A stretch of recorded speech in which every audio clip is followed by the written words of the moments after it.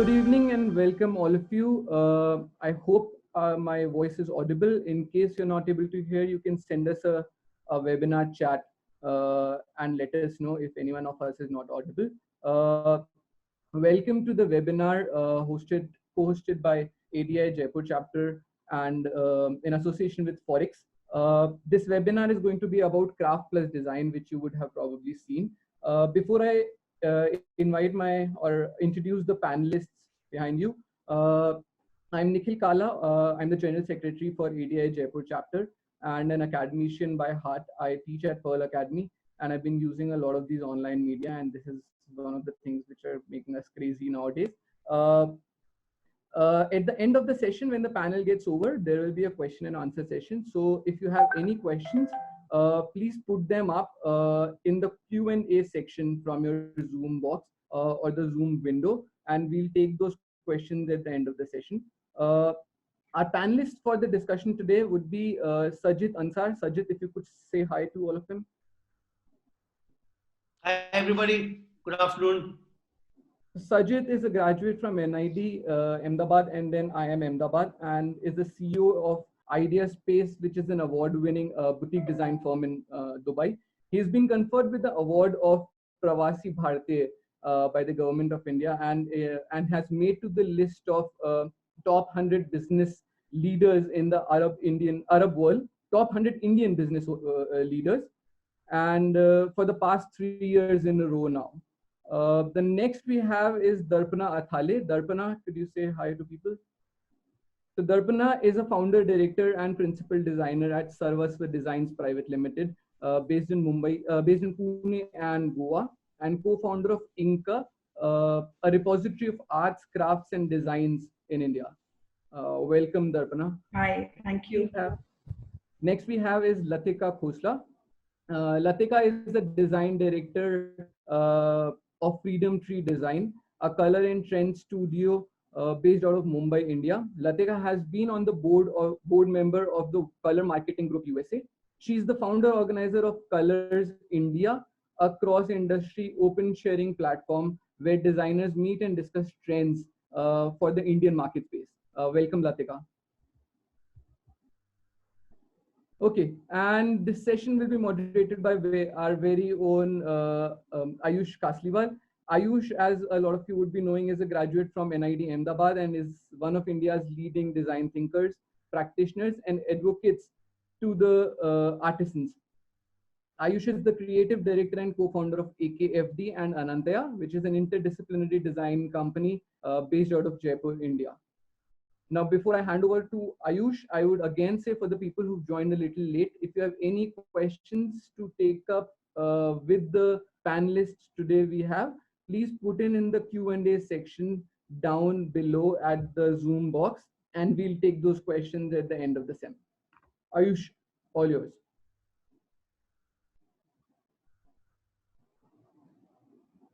Hi, and welcome to the session today. Now, all of us are at home and, trying to figure out what sense to make of what we're dealing with. We're very fortunate that we have homes and we have many of us are secure in where we are. Many of our craftsmen don't really have that security, and tomorrow seems even more daunting for them. Here we have to look at the situation and see what are the opportunities that we have. How can we make the most of the situation? Design, as a lot of us know, is that the act of design is identifying a problem and seeing what we can do with it. Our partner for this event, FORHEX, is a community of exporters, people who've been working with handicrafts and collectively support almost 400,000 families across Rajasthan. Now, this sector is going to be extremely affected. We are seeing major changes that are happening across the world, with people relooking at orders, relooking at how they would like to continue.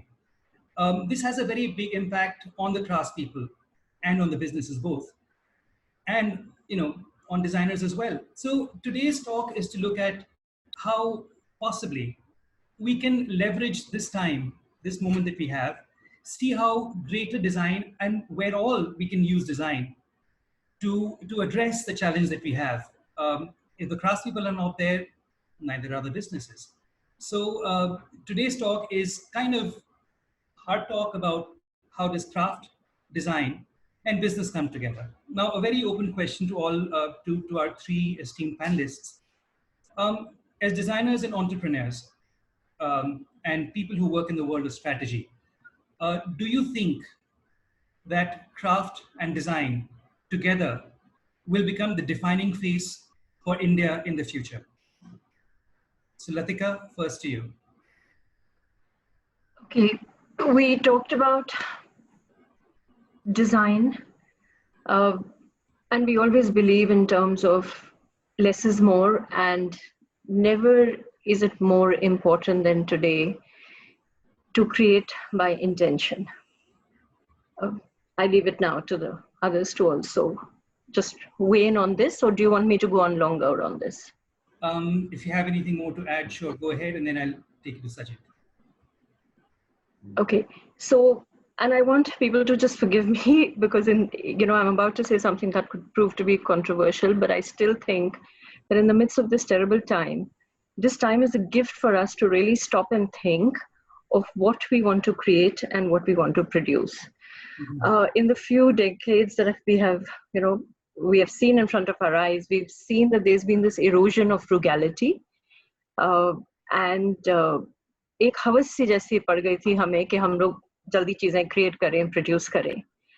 And if I can address the exporter community, I genuinely feel that they are the ambassadors to show beautiful product from India to the rest of the world. Initially, like you just mentioned in our conversation before, we were kind of a factory or a workshop. We were given specifications and said, produce to those exact specifications. But now we are also being tasked with creating new ideas. I know exporters and handicraft creators are being asked to produce new ideas, because now the task and the cost of bearing the cost of design is also falling on us as producers, exporters out of India. So in a way, you actually have to think of the exporter community and the artisans. Our currency becomes the currency of ideas, because we are already competitors in the world of design. And it doesn't stop only in creating the product. It's about, like you said, the communication of product and how the product will sit in people's locations and stores. Great. Thanks, Latika. Sajith, how do you weigh in on this? So, answering specifically on the question you said about if craft is going to continue to be a big part of the future of India. If you look at it, over the years, you almost see India and you connect it with craft. It's got so many centuries of history which is there. But wherever you go around the world, if you look at tourists who come into India, one of the things they want to take back has something to do with craft. And you look at fashion right now, you go around the world, there's always the influence of India which keeps coming back. You go to retailers in every part of the world, be it furniture. There's always something which is specifically, you can see, inspired by India, or materials are created there. And besides, of course, the retail segment, and you go into, say, hotels, you look at larger institutions, and you will always find products which are craft-based, which gets the essence of India. So even with architecture, you see with modern, everybody who does, be it a restaurant, be it a hotel, be it space, always an inspiration of hand-done, craft-based inspiration which continues to be there. I don't think that's going to go away. I feel it's just going to keep growing. But I think at the same time, there's going to be a complete reinvention which happens. We can't be doing exactly the same things. It's got to be looking at the same craftsmen and master craftsmen, and how do you build up and involve innovation and design and adopt new marketing techniques, new techniques of selling. How do you keep up with the kind of packaging the international brands are doing, the way of retail? How do you adopt digital? So I think there's a massive potential for going tenfold very quickly. And the beauty of a situation like what COVID is, you get time to slow down, think. It's a good time for everyone to introspect and look at what is going right, what's going wrong, and what's got to change. So I think it's a big blessing for everybody. Right. So you're saying that India is synonymous with crafting, which is you can't take that away. India is we can't take that away. So probably we have to look at how we reinforce this this bond and present it to the world. Yeah. What do you think, Darpana? Yeah, so I agree with what Sajith mentioned, and I do believe that the future of, of India is based on craft and design, and the future is handmade. Because if you see in a lot of places, and I mean in the last few years, we are going back to skill sets which are more make by hand, uh, design thinking. We are actually reinventing our lives and our professions through these kind of skills. And the appreciation of craft um, is phenomenally high outside the country, as Sajith very rightly pointed. So yes, there is a huge potential and a great opportunity for us to look at craft and design and push it as a future of India. Right. Great. So, I actually agree that, we have a huge opportunity in front of us. Now, the challenge remains that how do we fuse the possibilities of design and craft and take it to the world and speak a language that the world would understand, because design has the capacity to bridge, continents in terms of how things are used, how things are seen. So with this, I'd probably come down to some nuts and bolts kind of questions, which have a very direct impact on how we see and how we use design. So Latika, let me start with you. So you're a design entrepreneur and you have a lot of experience using design. Do you see frugality as a starting point for design? Very often people assume that design is expensive, and you in your practice have actually, expressed it in a very different way. So could you tell us, tell the audience a little bit about this? Latika?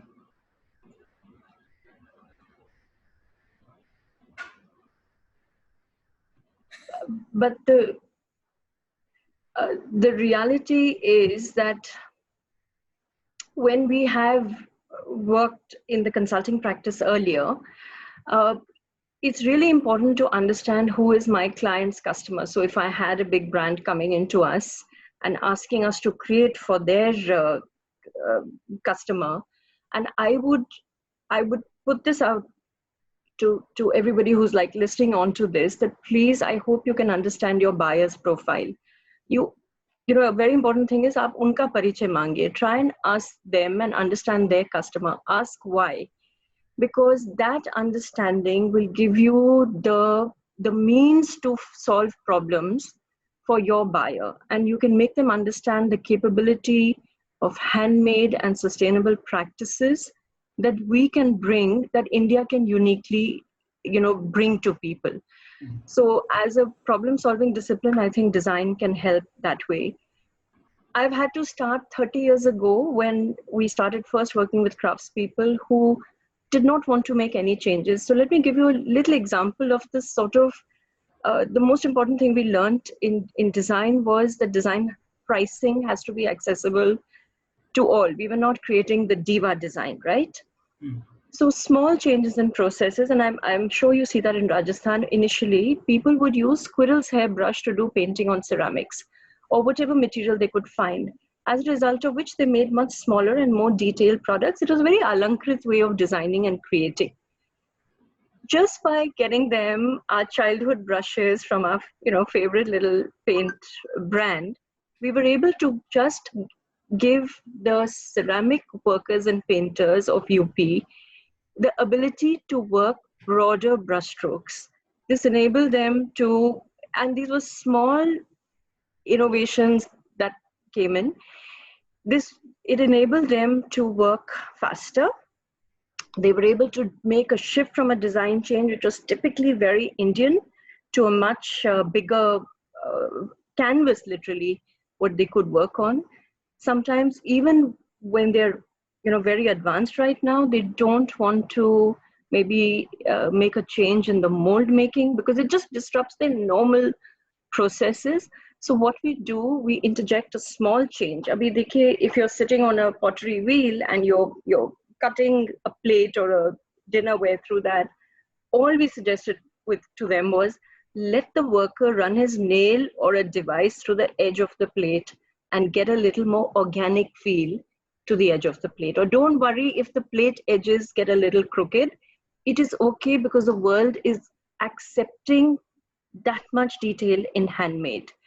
And sometimes when working with the Jodhpur crafts people, we say, okay, this development of this leg or the design that we are creating, let's use this on the entire family of furniture. So the investment in design, the frugality that you talk about, एक चीज में investment किया है, एक चीज में आपने practice किया है, एक चीज की सैम्पलिंग करी है, प्लीज उसको हम लोग 6 चीजों में लगा सकते हैं. हर चीज में कुछ नया दिखाने की जरूरत नहीं है. This point of this small impact, that was a process impact. Now let me tell you the impact it has on people. When we're able to, let's say we move to this bigger brush stroke, the owner of that business was able to bring in his medium level, not so well trained craftsmen to do this category of work. It meant that those guys got elevated to another category within the organization. It also meant that it made the senior craftsperson free to think of what he could do with this new technique. And in the daily routine of their work of creation, I cannot tell you the co-creation that happens when they begin to think, okay, what can I create which is even better than what has been given to me as a brushstroke idea? How will I now use this ability to create something new? So, you know, it takes them away from the daily grind. It makes them become thinking artisans and craftsmen, which is what we want. I can meet 100 labor workforce. I can meet 20 exporters.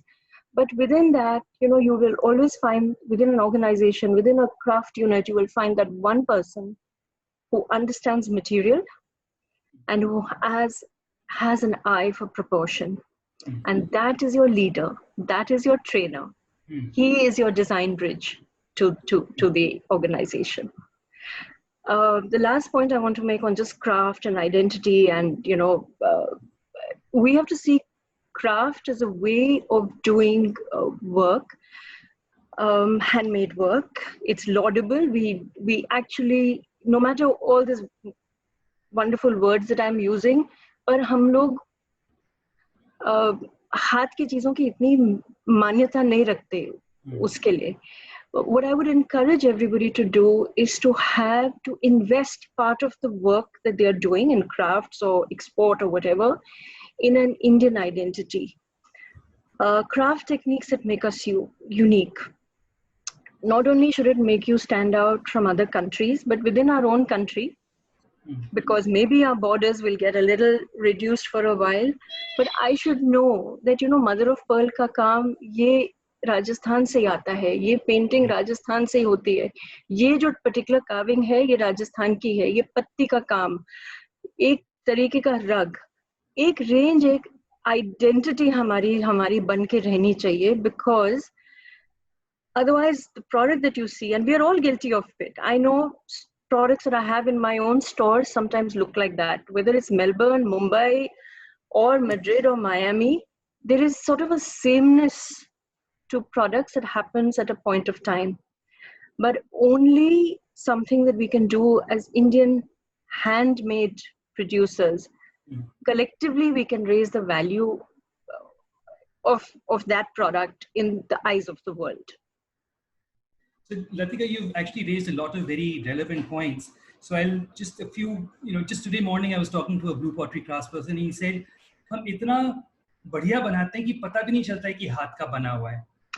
So, you know, it's, you know, the fact that the craft artisan themselves feel that they need to, you know, make something look not handmade is, I think it's a question of mindset. And, you know, when we say that the importance of the hand, the presence of a person behind the product is just as valuable as the product itself, it would make a big difference to people perceiving it.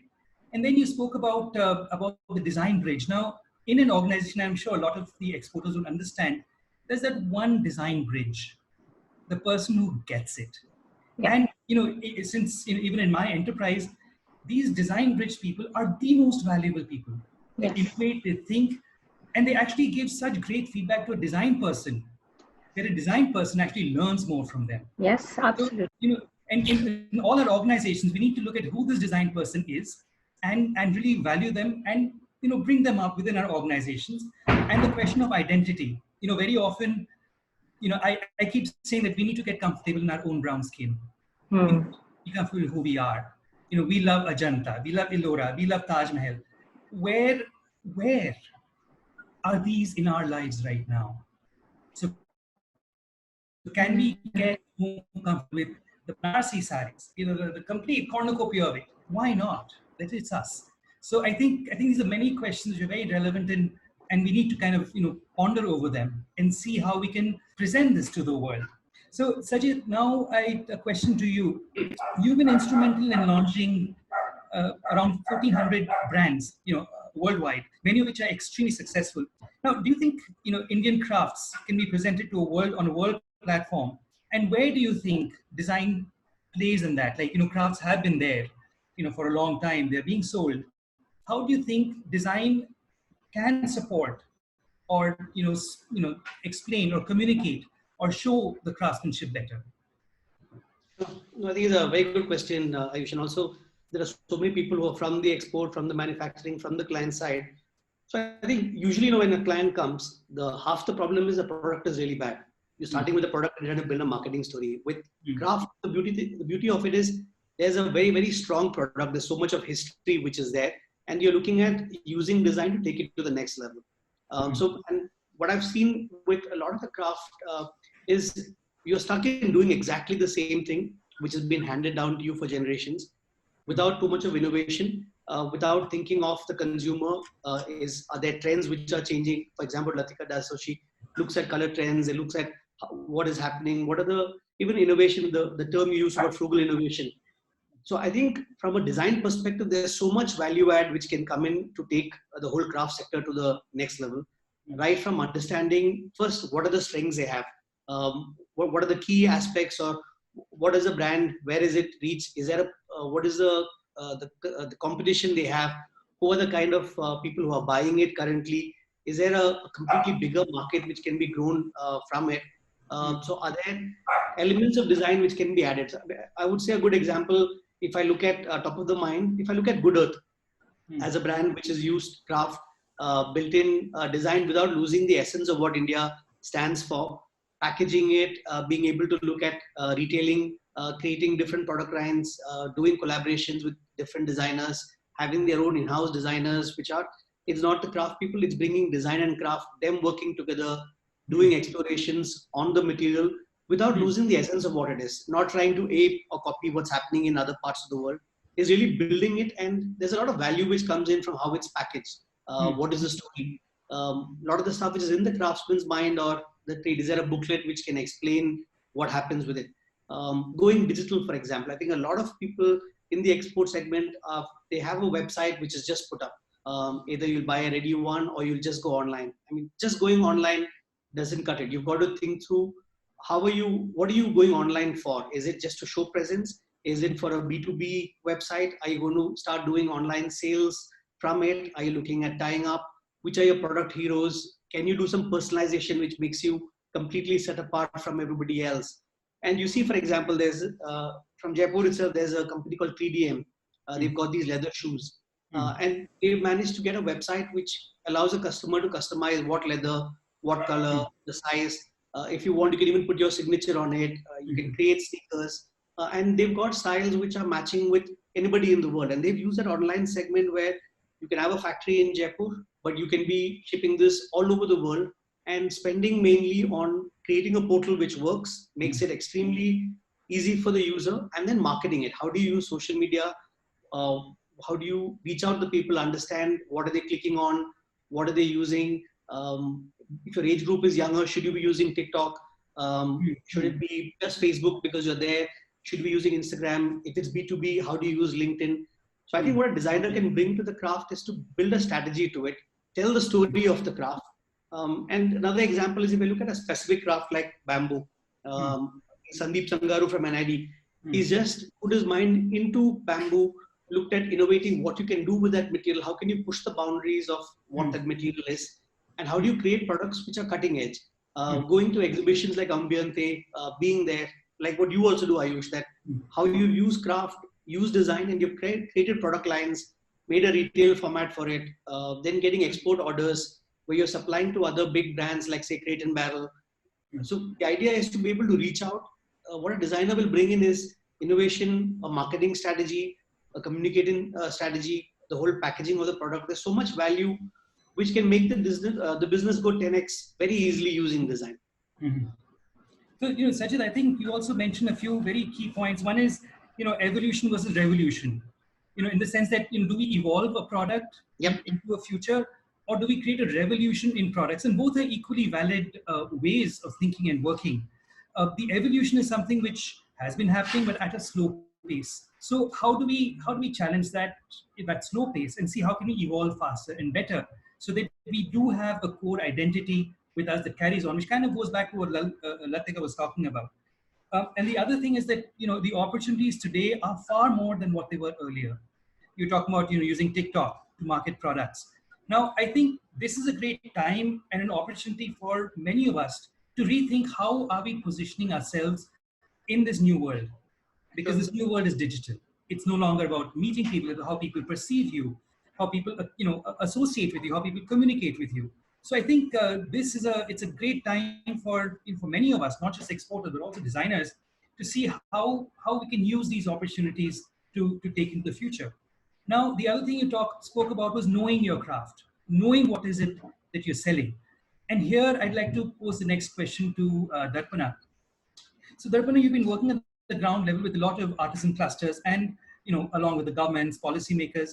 Now, what are the key things that you think are needed to support craft clusters, as well as businesses dependent upon them?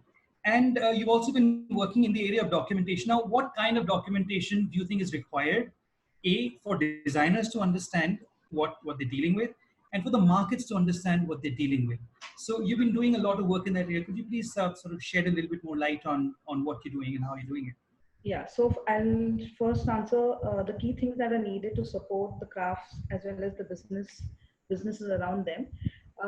So craft is all about working with available resources for the self, family, and community.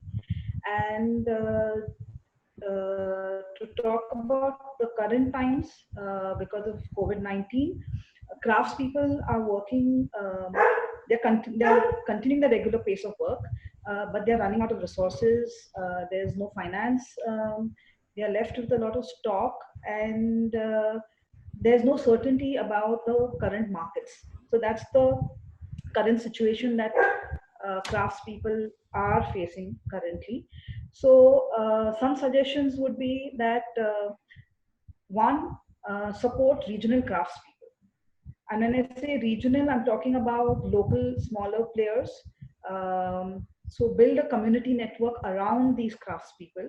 So, for example, our initiative INCA is based on the model of creating an ecosystem regionally and locally. So this includes design intervention to help create new ideas. That's where design comes in. But it's also for training and support for allied skills like marketing, social media, packaging, and so on and so forth. And this is so that the craft can be accessible to all, which is very important. The second is there needs to be a collaborative effort across platforms and people. So designers, entrepreneurs, NGOs, influencers, pioneers of the crafts movement, everyone needs to come together as a collective voice, and we need to push for impact so that the government takes notice and action, so that some policies can be set in place for everyone involved. That's one aspect of it. There's also a very strong need to bring crafts back into everyone's homes as utility or necessary products on a day-to-day basis, and not just decorative or desirable products that we see and we like, or are part of our something that we pick when we travel. So craft work is sustainable. It comes from natural resources. It fills a certain need. So the designer currently is part of a marketing chain more than a making I mean, more than part of the making. There are very few designers who are actually working in the craft area and spread across, when you say across the country. So it will help if the designers collaborate with artisans, craftspeople to create maybe a new market, and corporate CSR can help push this. The fourth point I'd like to make is proper distribution channels. And Sajith has talked about marketing takeaways, but there's exposure to crafts that's needed even at the domestic market level. So if there's a possibility that stores can be set up in malls maybe, or local areas, again I'm talking about them being easily accessible to people and not being seen as exclusive home decor products, something that they can sell as an everyday use. So we could have good online platforms, good marketing avenues. Exports are very important. All these together and very collaboratively contribute. And yes, a lot of online will help, but it's also important to get onto the ground and push handmade products across. And we need to cash on it, literally, in that sense. One aspect which is may not directly work as with respect to design, but because we are in the times of the pandemic, we need good healthcare systems and social economic plans in place for crafts and businesses to thrive. That's just one part of it. You talked about documentation of crafts, and I'll sum it up really shortly. They're very important. It's very important and crucial, primarily because how does one impart or inform knowledge to public at large about something that is ingrained within a craft family for generations? Understanding of crafts, the history, how things are made, materials, processes, techniques, resources. There is a lot that goes into making one single product. So as compared to mass manufacturing, there's a lot of sweat, blood, personalization involved, and each product that comes from a particular crafts person, each product is unique. So the documentation helps, one, encourage people to be aware, learn, and be sensitive to the craft sector. It also helps, you mentioned businesses. It helps businesses understand how things can be done effectively. There's a lot that you can learn through craft in terms of managing resources, in terms of creating, a people bank, or understanding how things could be taken from, from one, say, a raw material to the end finish. If one, as Sajith said, if you understand the content, it's easier to retail it out, it's easier to sell it, it's easier to market that. So the process of how the product has been made is very crucial for somebody to even talk about it and give a narrative of it. So yeah, regarding documentation, I've sometimes found that even a single photograph of how something is made, yes, it inspires people to think more and think rationally, and also understand the circumstances in which they're made. So for example, when you see the white chicken curry embroidery being done inside a person's house with a little baby and a little cooking pan next to it, then just appreciating the fact that it's white is huge. So they're all, the context of documentation can be so wide, and also particularly in crafts, because people, for many of the things that are made, it's difficult to even fathom how they were made. So yes, the point of documentation could be detailed, and could be a book, but it also could be a photograph. And I think like some of the work that you do, it is illustrative of how something is done in the context that it is done in, which I think is kind of central to the idea of crafts themselves. Yes. You also spoke about the local markets. Now, a few years ago, I'd fact, last year I'd gone to a village fair. This was in Dharmasthala in the south. And I was shocked because almost nothing in that fair was handmade. So, there's this sort of, loss of locality of a craft where we assume that a craft from Rajasthan will go and sell well somewhere else. Well, the traditional market is here.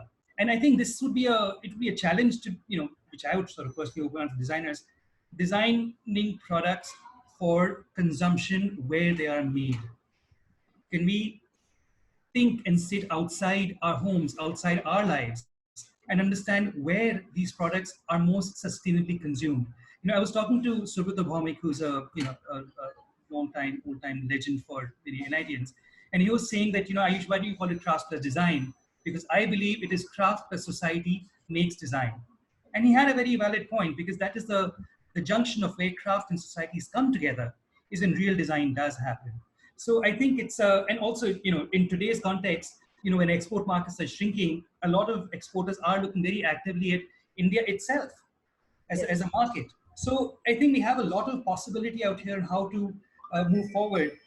Also, you mentioned the local crafts. Very often we assume that a craft has got a name and a craft belongs to Jharkhand, whereas the tailor who's stitching, blouses right next door, we forget that guy.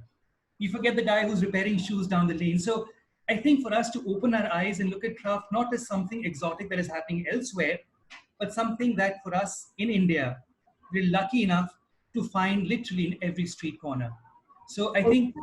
Also, Ayush, what is happening in India is there's the loss of pride within the community for crafts, which needs to be, revived in some way.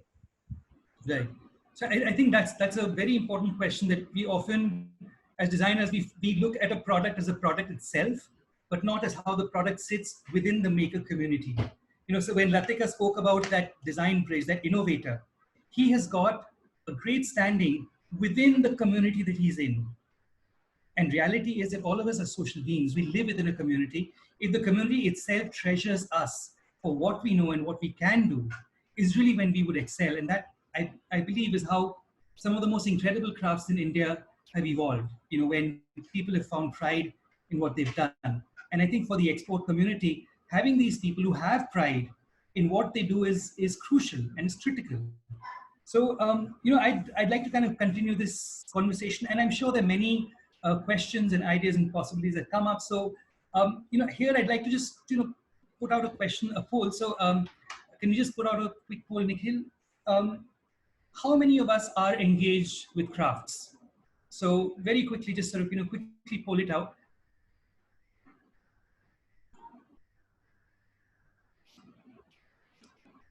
Yeah, so as we are waiting for the results, I'll probably ask Latika the next question. So you have a considerable understanding of trends. Now, we all know that there was something like a global trend, but that's no longer the case. There are micro trends. People are finding their own voice. Enterprises are looking at their own design language and trends. And for a lot of exporters, to understand and make sense from what a client is doing, or what a store is doing, what a company is doing, is our basic feedback. A lot of the design hat is being worn by the makers now.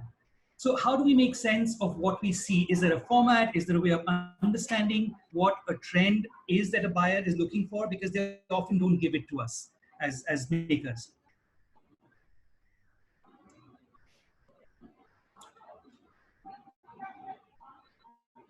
Latika, we can't hear you. Yeah, sorry. I'm going to share some considered 5 points on trend, just like a cricket match at the last minute, where you're holding your breath and things change. And we've said for a long time that there is no trend. In no stage in human civilization have so many people been affected at the same time across the globe, and we are aware of it.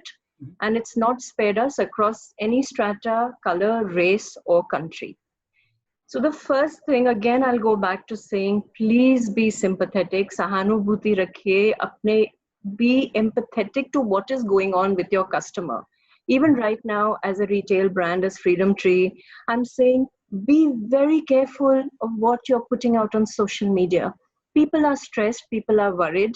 Step lightly, be sensitive. So, but we have to use this time beautifully to plan ahead. This is a gift, like I said. So here are a few things that in the immediate short term, which we can't get away from, and here are some things that maybe could be more longer term. The hard fact is that the material and supply chain is broken right now. I can get a table produced in some part of wherever I want to, but maybe the hinge maker is not open, or the production of some metal part is pending, or the transport will not allow a truck to pass through a hot zone. And we are dealing with these situations every day. As a result of this, you may find that markets will be closer to home. There have been questions on this group, which I've been reading. People are saying, why are we so fascinated with exports? Why are we not looking at markets closer to home? So hopefully, for all our sakes, we might be surprised by the markets that open up closer to our areas, our communities, and in our country and our states. But if material and supply chain are broken, this is a great time for sharing ideas. Look at the wonderful event you guys have put up. At any other time, any other event, you would have had to pay, you would have had to travel. Ideas are now being shared and freely given to people. And thank you for this. And this is the time, जैसे कहते हैं, strike while the iron is hot. इस वक्त लोग दूसरों के लिए कुछ करना चाहते हैं. और इस वक्त हम सब लोग उसमें जुटे हुए हैं. We can do it, we can get it done. The second big area around, the idea of trend is that the home becomes very, very important as a nurturing place. I can, without knowing Sajith, I have now gained entry into his home today. I can see Darpana's home. All of you are welcome into my home. So for handicraft producers, it's a launch pad. The home will become a launch pad for our personal and professional growth, and people are going to be encouraged to work from home. So you may find a new customer set here who will work from home, parts of government, parts of tech sector, parts of creative sector, parts of musicians. These are all people who will have an empathy for the craft sector. So you will get new audiences and you can work with them. Even if you're designing or creating furniture or products for malls or coffee shops or architecture places, people will want the comfort of home. Even in retail spaces, you will have to create safer, softer design as people begin to learn how to step out again. आदत पड़ने में 21 दिन लगते हैं. अभी हम 40 दिन से ज़्यादा के लॉकडाउन में भी हैं. So maybe we will like this idea of home. I'm liking it. I'm working better from home and I'm not feeling disconnected at all. Yes, warehouses are closed, 5 stores are shut, but I know when we get back, it'll be better. Trends are always driven, my third point, by major changes. It's a socio-economic change, a political change, a social norm, climatic change, technological breakthroughs. Is waqt, all of that is happening at the same time because of a health disruptive trend. And as a result, I want us to consider, we are used to selling a product by category. हम लोग कहते हैं cabinet बना रहे हैं, bookshelf बना रहे हैं, wall art का मैं producer हूँ, lamps का producer हूँ. Then we began to think we are very clever and we said, okay, now we know styles. This is retro style, ये industrial style में बना रहे हैं, ये अभी minimal style हो गया है. जब e-commerce आ गया हमारे देश में 10 साल पहले, we began to say, अच्छा living room के लिए हम ये बना सकते हैं, bedroom के लिए ये बना सकते हैं. I want you all to think about a little bit of change that we might need to have there. We may need to think about feelings. What is the feeling and the emotional connect the person wants to create in their home? आप बाहर नहीं जा सकते, आपको जरा indoor outdoor feeling अपने घर में लाना है. You're a person who can invest in the category of planters, bookshelves, stands that give you that feeling of transparency कि आप अंदर और बाहर एक ही जगह में रह के आप दोनों चीजों का लुत्फ उठा सकते हैं. You may decide that you have little children. I'm going to make my home fit for children. Some of us can create products for children because parents will do everything that they can for a little child. Some of us may want efficient work home places. Some of us may want, you know, our home is a party zone. Hum restaurant nahi ja sakte, abhi isi ko party zone banao. And most importantly, all of us will want to create this healing home. So these changes that will occur, let's really begin to think about the feeling that you want to create in your products, whatever you're designing and whatever we are creating. In the many webinars that we've been seeing in the last few days, people have been, you know, there's a lot of uncertainty, and that is certain. Everybody will start a talk by saying there's uncertainty. But there is a short-term uncertainty. And we know that we're just buying essentials. I know that my kirana may not have stuff, so I buy what I can today because basic needs, food, chawal, atta, ration bhar rahe hain. We're in a hot spot next to a place in Bombay. Once things get a bit better, we're going to make more rational decisions. Okay, you know, the upholstery's really got rogered because 5 of us have been sitting on this sofa for so many days. Let's, you know, replace it. Do we need a new dari? Because, you know, people are going to think of this. And in the end, what will be, I think, and this is where handmade and the personal touch will matter the most. Please make products with an emotional connect. Do not fill stocks and say कि हम 1000 की चीज का order नहीं देंगे तो तब तक हम बनाएंगे नहीं. Bring products that are so well conceived that they bring joy. You cherish them for a long time and you remember who made it, where you brought it from, and it could be enough of a legacy for you to pass it on to people. And Ayush, you said something so important, which is, you know, of course we want exceptional quality now, because the cost of making a product, आप उतना ही कारीगर को काम का दे रहे हैं, उतना ही transport का 7% लग रहा है on your goods. You have to make things of exceptional quality. We all have to try for that. And place memory. We must know where this thing came from and what difference it made to our life.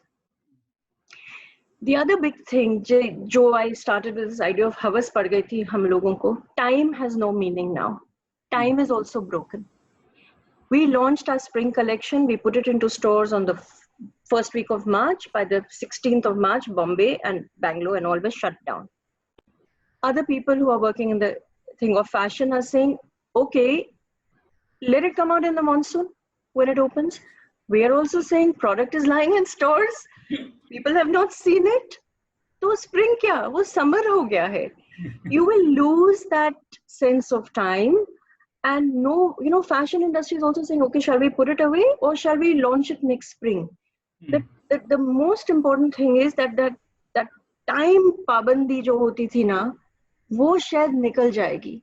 That means you will have to focus on creating product that is time agnostic and occasion in terms of, you know, Diwali ke liye hai ki Christmas ke liye pahunchna hai. Create things that last longer beyond that. And basically, we have to create things that transcend seasonality. And, you know, all of us are saying the same thing. Create product that's beautiful, it's sustainable, and it can heal the world. And, you know, if we just go back to making sure that we interrogate everything that we do by that, it could be a wonderful thing. It's fantastic, Latika. I think you've spoken on some very crucial issues. And what is very key is you said that, you know, trends are not something which somebody else has imagined, but like the home is the new frontier. So we see how we live. We see what we see, you know, happening around the world as what defines the trend. It is not a machine look or an industrial look or a postmodern look. It is something deeper. And I think that is where, you know, particularly for us, we can innovate from that perspective and not a visual perspective per se. So I think that is where design and crafts and business, you know, seem together very, very beautifully. And also this thing about products being time agnostic, you know, we also call them timeless products. Products that live, are not season dependent, are not festival dependent. But those kind of products are things that people would see value in. And that's a great way of pushing up the value, perceived value of a product. And, you know, आपने बहुत अच्छे शब्दों में बोला कि हमारा चिंतन और मनन का समय है ये. तो सोचो क्या करना है, क्यों करना है, उस पे ध्यान दें. See what are the tools we have and do it. You know, to this I want to say, when I mentioned कि वो हमने वो उसको बोला कि अपने नाखून से एक और लकीर लगा दो वगैरह, that time was 20 years ago. Today, the time is for major change. It's not a small incremental change that will make the difference for us. We'll really have to think differently. Right. So here, one thing, when you're working with designers per se, sometimes it's very important to express what is it that you're looking for. And I feel very often the designer's role actually becomes to design the brief. So, we're looking at a time, we're looking at a very different way of working and thinking. And if we need to engage with designers, we need to word out what we want. And I think that's a challenge with Sajith, you might often be facing. It's, in terms of a brief, when you get a brief from any company, enterprise, or whoever, you might have to work a lot on it, work a lot on them, on really understanding what they want. So what do you think constitutes a great design brief so that people who are going to work with designers know what to tell them in order to get what they want or what will work for them? I think that's a fantastic question, because a lot of people who are listening who are from the design sector, and a lot of people from the export sector, from the craft sector. So I think if I look from both perspectives, we all have a situation, we have clients who come and say, "Mujhe ek design chahiye," or "Can you just do something for me?" or "Can you make a logo for me?" or "Kuch product banao."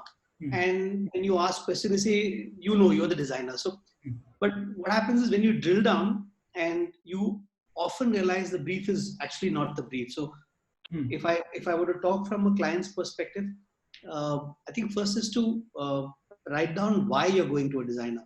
So what is the real reason, or what do you want to achieve from them? Not specifically in terms of I want to get a product developed. It's what are you doing? My business is in this situation now, is where I am, is where I want to go.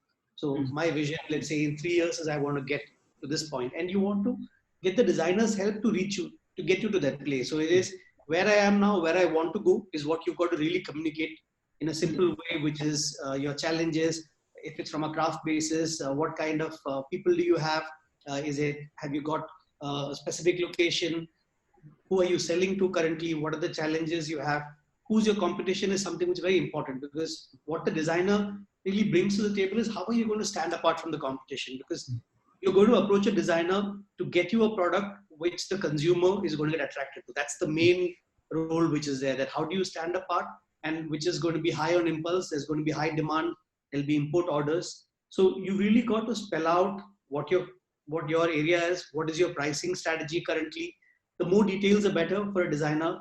This is your price. This is what I want to get to. This is what my competition is doing. I'll give you an example, and I think the client is possibly on the call also. You also know BFT, right? Bharat Flow Tiles. Yeah, because for example, it's a handcrafted tile which has been there for 85 years. When he, as the next generation, is taken over, when he came to the design studio, he spoke about the challenges. He spoke about where it is right now. He spelled out his vision of where he wants to take it. And as a client, he was then asking us, not giving us a specific role by saying design tiles. It was, what do I do to get there? So for us, it was really about how do you position yourself. It's about how do you change your strategy to reach architects? How do you influence? Then the whole idea of collaborating with, let's say, designers, other designers who are product designers, calligraphers. How do you get them to design tiles? For us to design tiles, how do you get the catalogs done? What is your online strategy? Then working on what should your export strategy be? So if you're doing should you franchise? What is your franchise kit got to look like? Should you be opening stores? Should you be licensing with this? So as a client, he brought in a very clear understanding on where he stands, where he wants to go, and then let the studio go out and explore. And then as a studio, we could look at where our weaknesses are and who do we bring in for other collaborations for that client. And I think it's important for designers to know that there are skill sets you have, there are skill sets you've got to bring, because your job as a designer is to do whatever it takes for your client to succeed. It's not the billing for design. It's at the end of it, good design is you're going to help that client go from point A to point B, ideally go way beyond point B to reach point Z. And a good client is somebody who briefs the designer with enough of ammo which can help him reach that. So what I would tell people in the craft sector is embrace design. That's the future. So if you've got to go to the next level, it's taking the essence of what you've got and embracing design from innovation, from the channels, from communication, reinventing the product itself. And there are also other skills required. And I think a lot of the questions in the question answer talks about, okay, how do I get my craft people to change? I've got a problem saying that I've got these ideas, but I can't get them. So there's an innovative way of being able to train them. And how do you get a lot of the designers who are working in grassroots? Like, for example, we hear stories about from Devika from NID.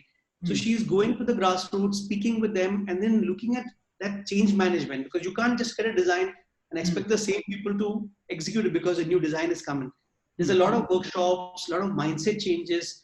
The people at the grassroots have to understand why they're doing what they're doing, how their livelihood will change, how we are going to simplify. It's not going to be a threat to them. At the end of it, craft is about having a hand element to it. You're not going to take away and put a machine tool to the whole thing. So it's, reassuring them, looking at how their livelihood is going to change. What are their pain points? Is it their children? Is it a scholarship fund? So there's got to be innovation coming in also for the change management with the people. There's got to be collaboration. Like we're in talks with the Morocco government to help them with the craft sector.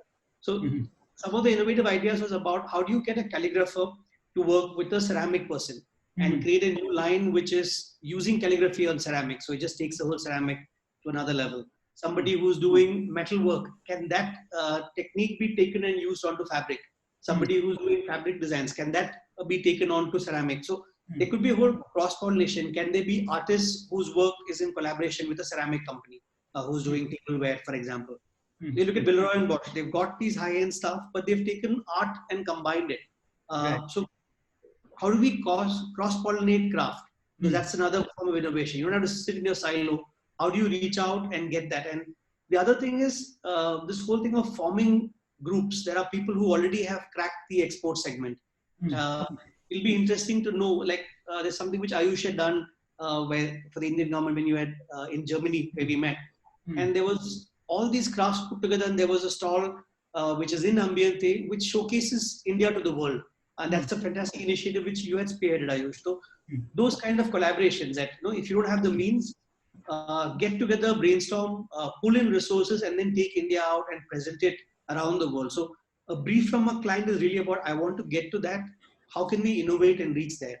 And that brief will also have your resources. You don't have to have a large budget to get to a design thing.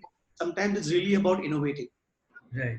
No, fantastic, Sajith. So, one of the key things you said was the 360-degree view that needs to be given to a designer. So I think for many of us, we underestimate the power of design by just saying, I need a new chair, or I need to design a range of X. Whereas what design can do is far bigger, and to use design as a strategy tool and not just a product. And product is an outcome of strategy. And I think that connection would be crucial for any business to make. And, Sajith, you do it very well in Idea Spice as well. The other thing that, you mentioned is the cross-pollination. And I think for a country like India, cross-pollination is so easy. Techniques and materials, we are so rich in them. So I think for all of us to see what are the cross-pollinations that we can have within where we are, to see how we can innovate, simply, frugally. And in that sense, I think the design of a product is probably the simplest part of the exercise. The rest on how it is done, is it valid, what is it done, all that is the more difficult part. And I think that is really where, for the export and the business community to engage with designers would be very, very useful. The other thing, since you mentioned that the project we did in Ambiente, India made a big sort of, thing about, about make in India. I really think probably the better story would have been hand make in India. Yep. People, the world looks at India as a land of 1.3 billion people. We're a land of 2.6 billion hands. Let's make the most of it. And I think that is really what India needs. And, go back to Gandhi. He showed us a very clear direction. We don't need to be in a race. And I think that is really what I feel, when I sit back today and think about where we are. We are in a race that is not of our calling. It is not who we are. And we have to discover that. And in a way, it's more of a sort of spiritual thought. But can we find ourselves amid this, pandemic? So, many of us, we got the poll results a short while ago. I did not share them. So we're roughly divided amongst one third. A third of us are not engaged with crafts at all. It's a great opportunity. Let's see. Another third of us designed for the crafts, and a little less, about one fourth, my math is a little off out here, their business is based upon crafts. So I think for all of us to look at the opportunities that are here and now is fantastic. And the gift that Latika was speaking about, we have the gift. We need to make the most of it. So with this, Darpana, I'll come to you. You've done a lot of work in this area, and we briefly spoke about policy. You mentioned policy. So going forwards now, the pandemic is something that we deal with today. It'll get over. We'll come back to where we were. Hopefully not, as far as I'm concerned. Where do you think? What are the social, governmental, policies that you think can come about? So, I was having a discussion with a person who's the head of a temple, and just said, you don't need to do much. Just आप इतना बोल दो कि आपको ना हाथ की बुनी हुई साड़ी के साथ मंदिर में आना है. Simple thing, small thing. Just come to the temple with a hand-woven sari. It doesn't take much.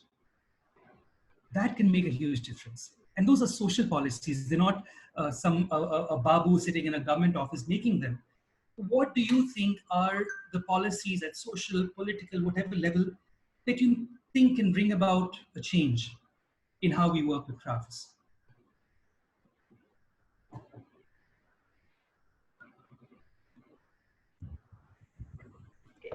In fact, this is very interesting because just this morning I was speaking to someone who said, why can't, for once, the politicians say that, when a politician says, let's ring a bell or light a candle, people do that. So why don't we use that to say, wear a handloom sari once a week, once a month, for whatever, make it compulsory, and then see the way the whole, there's a lot of scope in that. Having said that, with respect to policies, so unfortunately, see, crafts per se has not been able to affect or get policies specifically made for them. So in fact, it is the second largest employment generator after agriculture, second largest livelihood in that sense. And each state of India has a few crafts of its own, different from each other. So potentially we are sitting on a huge economic resource if we actually work on this. So, but crafts are not included in any of the top-down initiatives, either reports or policies. And there are initiatives by the government. It's not that there's nothing, but they are not sufficient actually. So there are some schemes, there are some centers that are being set up, but those are really short-term benefits. And if you see the way mass manufacturing, because of mass manufacturing, a lot of the price points got down to less than half. And material costs got increased, made worse by taxes like GST. So the crafts person currently is in that, he's in that survival mode, I will say, that yes, you have a beautiful skill that is being coming from generation. There is a need, and there are people who appreciate it, yes, but unfortunately, because of certain policies around them, they are not able to maximize that to the fullest. So issues like funding, poor understanding of markets, technology challenges, there are so many things that a craft person is dealing with right now. So there is one possibility that large bodies who look after business interests or entrepreneurs or even export houses and people who can actually address policymakers, they understand the craft ecosystem and so that they can engage with the crafts people and can work around policies that can benefit the craft sector. So I'm just suggesting a few points, which I don't know. It may sound radical at some level, but the first thing I would suggest is sensitize through education. And if we can include local crafts as a compulsory subject right from school or onto college levels, and not just as a hobby or not just as a art class where people don't consider it primary part of your curriculum or an education, but understand what the value of making by hand actually means, then that will really help. And the whole idea is knowledge sharing across boards. So right from school, institutes, even design institutes for that matter could have maybe craft internships as part of the curriculum.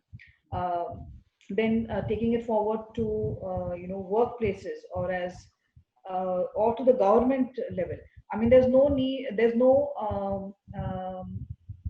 reason why government cannot include artisans and designers to have a portfolio within the government as a local representative of crafts or of of that region. So what I believe is very strongly is again, isolated efforts cannot work. So we need to have a collaborative push for impact or for traction where the government is concerned. And the voice of craft needs to be really strong and really strengthened. So small other aspects are that we have design-led entrepreneurs, which are very few in the number, as we saw in the poll itself. Okay, we are just, I mean, there's just a handful of design-led craft entrepreneurs. So they are actually struggling to, help crafts as in sector. They're trying to run a business. They're trying to, and by the time, and the whole process of even breaking even takes a lot of time. They do not get those kind of packages or discounts or subsidies that can actually benefit them. So if the government and NGOs can encourage these design-led craft entrepreneurs, then there's a possibility for long-term sustenance and to ensure that the efforts don't go waste and there is a market that can be created. And yes, there was a very good, I mean, because you talked about the handmade sari and I talked about how a politician can help. There's a very good incident, a good example that has come into play. I mean, 15 years ago, the then Railway Minister, Lalu Prasad Yadav, came up with the idea of using pullers. Terracotta glasses and cups for serving chai at railway stations. I mean, it's such a simple, brilliant idea. And because it was a top-down directive, it created business opportunities and employment for an entire sector. This is something that can be really, helped with terms of creating policies around these kind of initiatives. And just to add to what Sajith actually said, we have been doing a lot of intercraft pollination in terms of workshops and projects. So hopefully that we can share someday. So it's you mentioned policy, and I think here for a body like FORHEX, if the crafts are there, our FORHEX body is there. So for any organization to look beyond itself and see what is it based on, it's like a tree nurturing its roots. So I think this is something that an organization like FORHEX and EPCH can look at, not just as a business exercise, but as an existential exercise. We have to do it. It's not whether we should or we shouldn't. The other thing that you mentioned, which is very close to me, is compulsory crafts in class. Yeah. I genuinely believe if somebody can make something, they become better people. Yes. And that is something which I don't know whether there's a logic to it, but I really think that if people can make by their hand, they'll appreciate handmade. They can stitch on buttons when the button falls off. Unfortunately, a lot of children can't do that today. So just introducing a local craft. Call the local tailor. You don't need somebody fancy. Call a cobbler. Call anyone. Call a guy who makes jalebi and teach kids how to make jalebi. It's not a big complicated thing, but a small thing like that. If all of us put the pressure on schools, on policymakers, on everything, ki karna hai. If we as designers say, hum jaake karenge, we go to our children's school saying we want to teach. And this might not happen in the conventional route because CBSE, NCRT, I don't know which century they're living in right now, but this is something that is important for our future, for the future of our industry. So I think this is something which might have to get done. Yes, Darpana. Right. So, in fact, actually, if you see, when we have any kind of projects that are, that are apart from the urban level projects, which are up down to the villages and rural, we have systems in place. You will have a medical doctor. You will have, you will have the basic as basic necessities. So you have a doctor on board, an engineer on board, and so on. As professions that. Why not a craftsperson? Why not a designer? Because they are crucial pillars of the society, which is not being understood. Right. So I'll do one thing because we're kind of short on time, and we have question answers coming up. I'd just like quickly wrap this up by requesting all of you to just have a short statement on what are the key things that an entrepreneur can do to bridge crafts and design for better business. Just very short, just one statement, and that's enough. So Latika, should I repeat? I think repeat the question, Ayush. Okay, so sorry, Latika, I'll just repeat the question. So just very quickly, if you can briefly say, what are the key things that an entrepreneur can do to bridge craft and design to make better business? My answer is going to be more for FORHEX. Since they've so kindly facilitated this, how can we enable a virtual crafts fair? Because people will not travel for a while. It is going to impact us. And I think that will really help. And while people are learning, how much more can we make open source and ask for help in basic designs and upskill the artisan? Fantastic. So I think we'll run two more quick poll questions because I think we would need to know, and so would everybody else. So Anshu, can you run the second poll question, which is, can your karigars, the one after this, can your karigars communicate via digital media? Because that is, अगर हमको आगे digitally बात करनी है, तो हमको हमारे पहले भी digitally बात करनी पड़ेगी. So very quick one, and the one after this would be, do you feel that your business can run 100% on a virtual platform? So if we can get these two questions, then we will answer them after, I speak to Sajith on the same thing, so we're not losing any time. Over to me, Ayush. Sorry, should I repeat the question? No, I got the question. So okay. Just what entrepreneurs have got to do to prepare to work with designers, etc. I think the first step, like you were saying, is I think where you are now and where you've got to know. I think most of them have to reevaluate where you want to go. And like I said, the time which you have now, this quiet time will never come again. You'll never get this much of time to introspect and probably, because what happens usually as an entrepreneur, as you're busy, you will get stuck with day-to-day stuff and you are then just fighting day-to-day fires, looking at cash flows. This is that opportunity which is forced on you to look at where you want to go, what you're doing wrong, the reinvention required. Are you really up to speed with your consumer? Is your quality up there? Do you need design at all? And this is the time which you've got. And the question is going to be about re-innovation. And without design, you can't really re-innovate. And if you go back to doing the same thing, you've wasted this opportunity of having that time alone. And I think once you get to that fact, it's about sitting down and making a 5-year vision.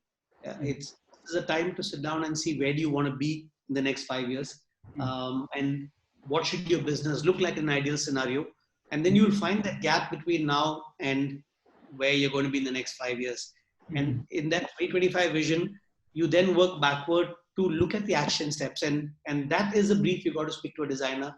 You'll find gaps. Is your product really going to survive? Is there design? Is it about repackaging it? Is it for the competition? What's going to feed? Will your industry actually be around? Is the trends and technology going to change it? Is it fashion relevant? Is it which is a trend? Is it something which is going to stand the test of time? And I think that's when you've got to call a designer with that homework which is done and brief them about, I want to get here, what can you do? Instead of giving a specific brief. I really say if you give an open-ended brief and look for designers who can turn it around 360 degrees and connect the dots, find the right people for the right solutions. Great, fantastic, Sajith. I think that's very, very key learning. Now, from the poll question, about 50% of the people are comfortable communicating with their karigars by digital media, 54% to be exact. So that's a brilliant development, and I think that will only get further on. But only 23% of the people think that their business can run 100% virtual. So this is the challenge. Now, अगर हम लोग अपने कारीगरों के साथ virtually काम कर सकते हैं, तो हम buyers के साथ क्यों नहीं कर सकते? So 77% think that it cannot happen digitally, and 23% who think it can. So I think what Sajith is saying and what he said earlier is time for us to think, because if people are not traveling, well, the business is not happening. So it's an opportunity out here. So thanks, Sajith. Now, Darpana, very quick words from you on this. So you talked about how entrepreneurs can combine design and craft. Yeah, so I think bridging the gap primarily is the need for funds or finance, because what sometimes even a designer is, or most creative people lack is the understanding of how good business can be done. So the designers out here need to understand business in this lockdown time. Sorry, we lost Darpana. Hi, Darpana, can you log on again? Sorry, it looks like there's a connection problem. So, maybe your question upset her, Ayush. Pardon, sorry? Maybe your question upset her, she's left. So, we'll come back to Darpana. Nikhil, do you think you can quickly take up some of the question answers in the meanwhile while Darpana is connecting again? Sure, sir. There were a lot of questions coming in. I don't know if we have time to take a lot of them, but I'll try to just generalize instead of taking names of the people who ask questions, but I've tried to generalize some common queries. So one of the common query I think you've already solved about how design professionals and craft can come together and what are the probable future domains that can lead up to. So I'll skip that for now. There's one more thing which is commonly coming from a lot of probably the craft entrepreneur or people who are holding businesses related to craft, that there is a difference in terms of brand placement, especially when we consider the products made using handicrafts as a technique. Now, where do you think with such brand placements, the future is going to be in the particular market? So there is a common concern that a lot of other brands, even if they're not handmade, have a more reliability in the market. Second, a lot of brands which are coming with handicrafts have placed themselves in the luxury segment. They're very expensive. A lot of them which are big scale are very expensive and are putting in themselves in the luxury segment. So how this thing can actually work in future, and what can you suggest the entrepreneurs? Sajith, can I request you to take that one on? Sure. Now, I think if you think from a consumer's perspective, at the end of it, when they're coming to buy something, they're not going to be thinking, is it craft? Is it manufactured? That thought process is not going to go through their mind. They're going to pick up something which they like. So when you're creating a product, the fact that it's handcrafted is already a big advantage because of the kind of efforts which are going into it. the amount of background and the history which each of the people have. So which is where I feel design has to come in, how you package it, what's the story. You've got to connect with that consumer, and the whole process of how it's made, etc. If it's not relevant to a consumer, you're not going to connect. So what is your brand? Have you created a brand itself? Is it got a name? If you're supplying it as a commodity, then it's going to stay as a commodity. How do you take it from a commodity to a brand which is unique, which connects with the consumer? At the end of it, it's the consumer you got to influence, and you got to understand what Latika does, for example. What are the trends? Is it something which they still want? Is it going to occupy a space in their house? Is it something they're going to gift? Is it something which is going to go into a retail segment which you will pick up? So even if it's, let's say, a sari, or if it's something in ceramic, or if it's a wooden thing or a furniture piece, that it's got to be something which is of beauty, and you realize the value. There are so many times when it's the same thing as, let's say, you see a painting which is an original painting and you see a print. There is a world of a difference between both. And you've got to educate the consumer that why are you paying, say, 3,000 times the value for it? That what's the difference which is there? So that story has got to be told, and your consumers got to connect. So, and you've got to forget, and if you stay in that isolation of saying that, look, I've already made a handicraft thing, it better stand out, I better get a good shelf space. A retailer will put what sells. They'll give you the best location of what people are coming and buying. That's the basic psychology of a retailer. Unless you have your own retail store. If you're going into a mass retail store, it's consumer driven. So as a manufacturer, you've got to know your consumer. You've got to know how to engage them. You've got to know what is their impulse, what's the story you're selling, why they're going to pay a certain price for it. And there's no rule which says that a good craft and design has to be high value. That's not necessarily true.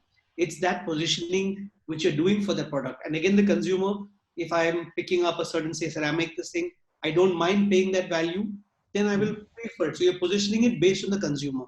You can't pre-decide your pricing. You can't pre-decide your locations or retail. It's all consumer driven. So as exporters, as manufacturers, you've got to spend that time to understand the consumer, talk to people, go out in stores, speak to your person who's importing, what are the trends, what is happening, what are the colors, invest in design thinkers or forecasters. So you've got to know the consumer. You can't sit in the fact that I got a good product, someone automatically sell. Fantastic. Thanks, Sajith. Nikhil, the next one. Yeah. Or should we do one thing? Can I quickly ask Darpana to complete what she was saying? Darpana, very quickly. Yeah, sorry, I got disconnected. So no, I was just saying that distribution channels, good marketing, and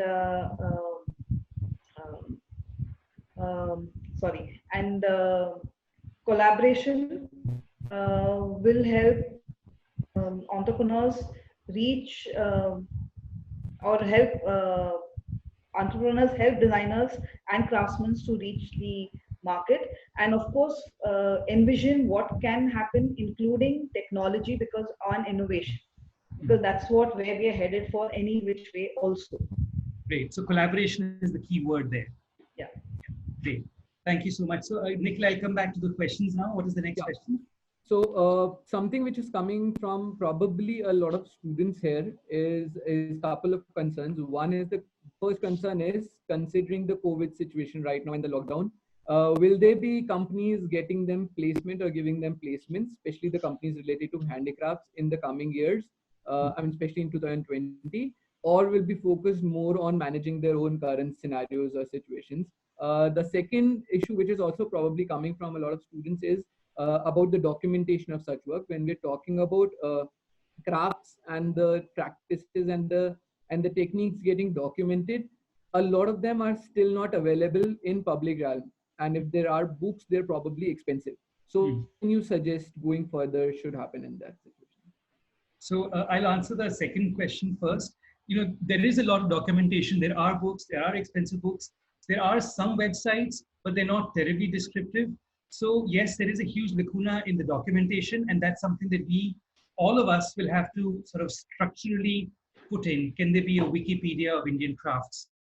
And that is something which probably an organization like FORHEX and EPCH can spearhead just for our survival and our knowledge. So that is one thing, and that is a key feedback. And if it's a student designer, well, do your documentation, upload it, and let's see where it gets. For the first one, I know Latika has a lot of interns who work with her. So what do you feel about this current situation? In terms of students, Yeah. I think there are a lot of people, in fact, we have 2 interns working with us right now. The projects may have got a little bit delayed, but we are working off work from home with them. And if there is a need for hiring people in a particular vacancy that anybody has, of course you will, because you will invest in design right now. If not now, when? So that's very encouraging. So, for the students who are on the conversation, well, times are booming. Yeah. So Sajith, first you had something to say, then Latika will come to you. So I was just thinking from a student's perspective. If you see the questions again coming from from a lot of the clients also is, how do they go online? How do they adopt a digital strategy?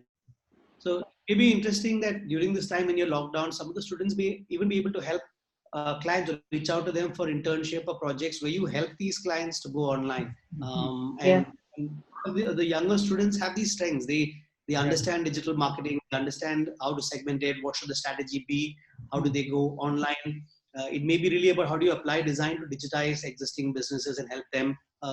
That could be a project which some of them can work on. Right. I think that's a very valuable input, because sometimes we get limited by what we are told we are.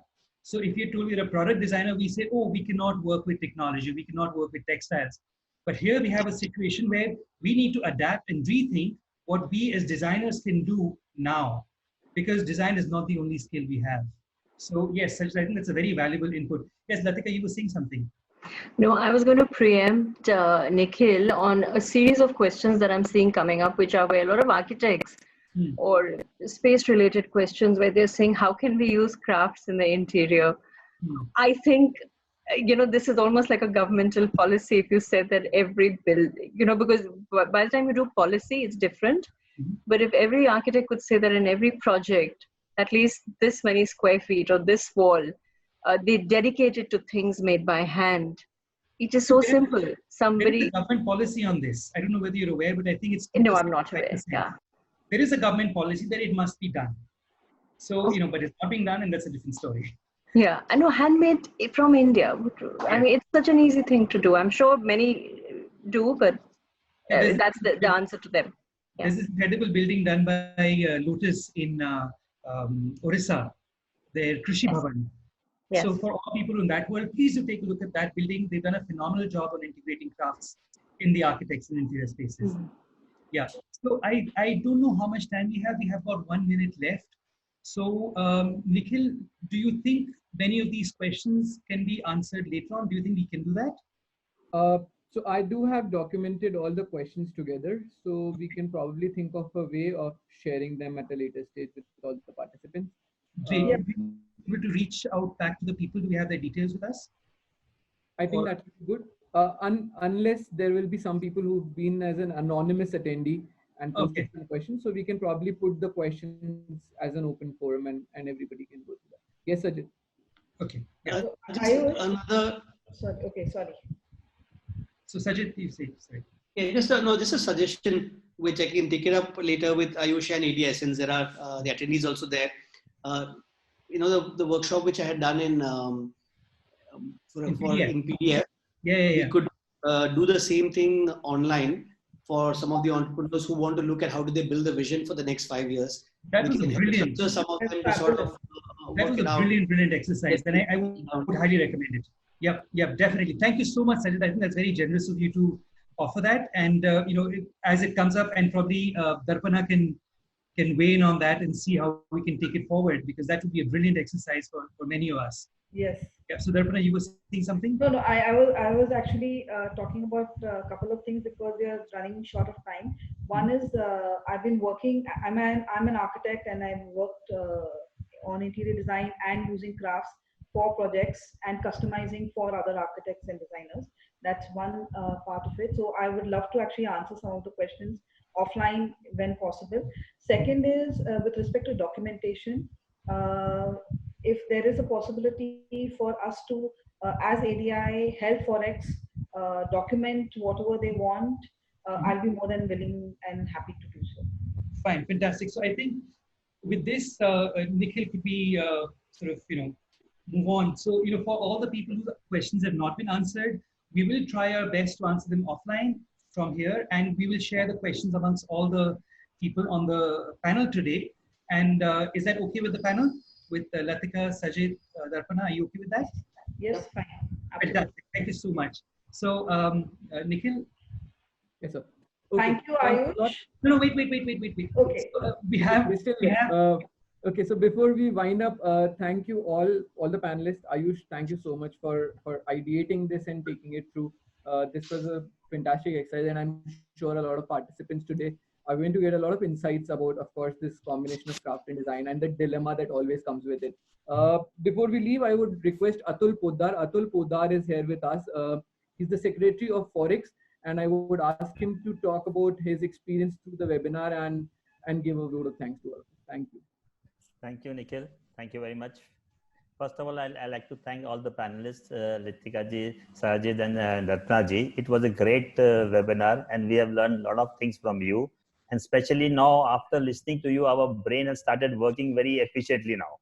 Because the best thing Latika told us that it is not an disaster like to take it as an opportunity, what time you are having and how you can make best use of your time. That's the biggest opportunity that we are having it. And now we have to look back and see what is our weaknesses in our businesses where we are lacking. So we should work on that so that we can make best of this, utilize this time and make a better of our business.